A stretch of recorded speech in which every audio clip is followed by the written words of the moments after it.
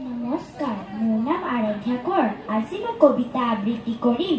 কবিতাৰ হেৰু নাম ভাং ভাং ভাং ভাং। কবি কলাগুৰু কৃষ্ণপ্ৰসাদ ৰাভা।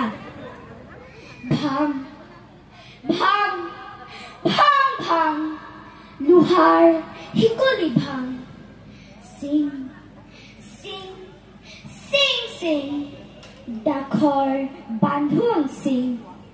খুল খুল খুল খুল, কাৰাৰ ফাটাক খুল।